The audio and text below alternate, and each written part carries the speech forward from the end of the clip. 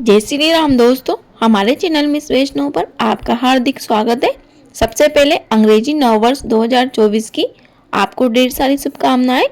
आज हम बात करेंगे शपला एकादशी कब है, इसका व्रत कब रखा जाएगा एवं पारण का समय कब होगा। साथ ही इसके महत्व को भी जानेंगे। अंग्रेजी नववर्ष 2024 की शुरुआत हो चुकी है। शपला एकादशी साल 2024 की पहली एकादशी है जिस पर बहुत अच्छा सहयोग बना है, क्योंकि शपला एकादशी व्रत करने से व्रतधारी को हर शुभ कार्य में सफलता मिलती है। जैसा इस एकादशी का नाम है वैसा ही यह फल प्रदान करने वाली एकादशी मानी गई है। हिंदू कैलेंडर के 10वें महीने पौष माह के कृष्ण पक्ष की एकादशी को शपला एकादशी नाम से जाना जाता है। इस दिन भगवान विष्णु के नारायण स्वरूप का पूजन किया जाता है एवं व्रत रखा जाता है। युधिष्ठिर के पूजे जाने पर भगवान श्री कृष्ण ने स्वयं उसे एकादशी का महत्व सुनाते हुए कहा है, मैं दान पुण्य, गंगा स्नान, तीर्थ, जप, तप आदि सभी कार्यों से शीघ्र प्रसन्न नहीं होता हूँ, परंतु एकादशी व्रत करने वाले प्राणी मुझे प्राणों से भी अधिक प्रिय हो जाते हैं। पौष मास के कृष्ण पक्ष की एकादशी व्रत करने से सभी कार्य सफल होते हैं। इस दिन भगवान नारायण का पूजन ऋतु अनुसार फल फूल और धूप दीप से करना चाहिए।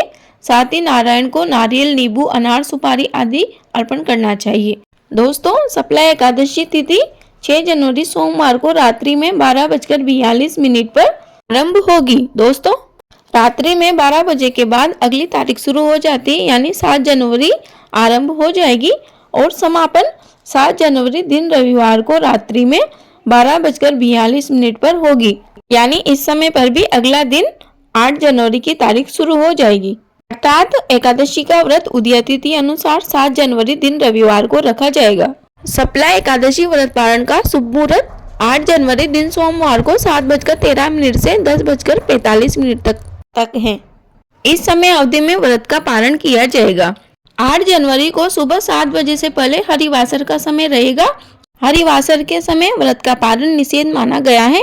द्वादशी तिथि सोमवार को है। यदि आप सोमवार का भी व्रत रखते हैं तो जल एवं तुलसी पत्र से एकादशी व्रत का पारण करके पूजन करके सोमवार का भी व्रत शुरू कर सकते हैं। एकादशी व्रत के नियमों के अनुसार 10वीं तिथि को एक समय भोजन करना चाहिए, मतलब शाम के समय भोजन नहीं करना चाहिए। और यदि आप दवाइयाँ लेते हो तो कम मात्रा में शुद्ध सात्विक भोजन करें। महिलाओं एवं बालिकाओं को 10वीं के दिन ही सिर धो लेना चाहिए। एकादशी के दिन महिलाओं के बाल धोना निषेध माना गया है। एकादशी के दिन भगवान का श्रद्धा भाव से पूजन करें, भजन करें एवं द्वादशी के दिन पारण से पहले दान अवश्य करें। तुलसी पत्र तो आप शनिवार को तोड़कर रख ही लेंगे, क्योंकि रविवार एवं एकादशी को तुलसी पत्र नहीं तोड़े जाते। एकादशी के दिन घर पर चावल व तामसिक भोजन बनाने से बचे, यानी ना बनाए। आइए अब कथा सुनते हैं। चंपावती नगरी में एक महिष्मान नाम का राजा रहा करता था। उसके 4 पुत्र थे, जिनमें सबसे बड़े पुत्र का नाम लुम्पक था।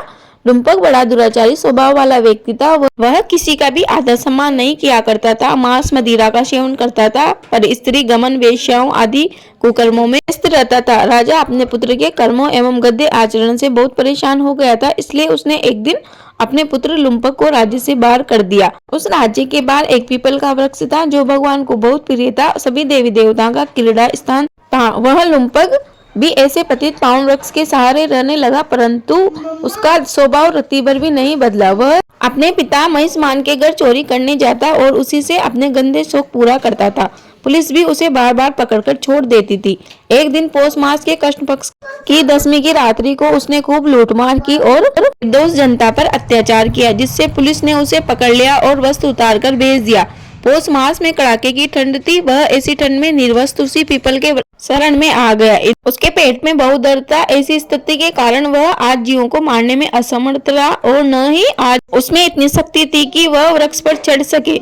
उसने नीचे गिरे हुए फलों को बीन लिया और पीपल की जड़ में रखकर कहने लगा, हे प्रभु, इन वन फलों का आप ही भोग लगाइए। मैं इन फलों को नहीं खाऊंगा। मैं अब भूख हड़ताल करके अपने इस शरीर को त्याग दूंगा। मेरे इस कष्ट भरे जीवन से तो मृत्यु मिली है। लुम्पक ऐसा बोलकर भगवान के ध्यान में लीन हो गया। संयोग से उस दिन शपला एकादशी थी। लुम्पक को सारी रात नींद नहीं आई।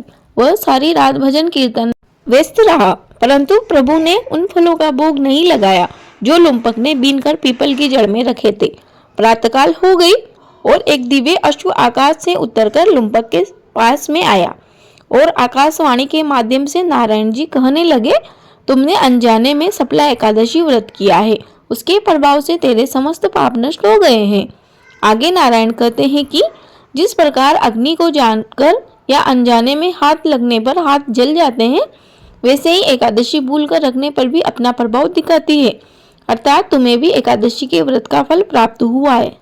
अब तुम इस घोड़े पर बैठकर अपने पिता के पास जाओ, तुम्हें संपूर्ण अधिकार वापस मिल जाएंगे जो तुम्हारे पिताजी ने तुमसे छीन लिए थे। सफला एकादशी सर्व कार्य सफल करने वाली है।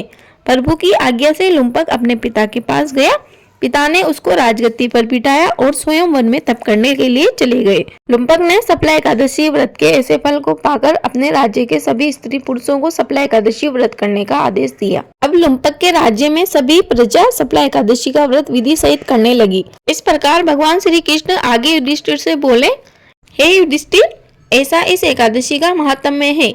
इस एकादशी के महात्म्य को सुनने से अश्वमेध यज्ञ का फल मिलता है। प्रेम से बोलिए, विष्णु भगवान की जय, एकादशी मैया की जय, श्री लक्ष्मी नारायण भगवान की जय। दोस्तों, मुझे उम्मीद है आपको वीडियो अवश्य उपयोगी लगी होगी। प्लीज वीडियो को लाइक करें, शेयर करें, कमेंट बॉक्स में जय श्री राम अवश्य लिखें। यदि आप हमारे चैनल पर नए हो तो प्लीज हमारे चैनल को सब्सक्राइब कर लीजिए। आपका दिन शुभ हो। धन्यवाद।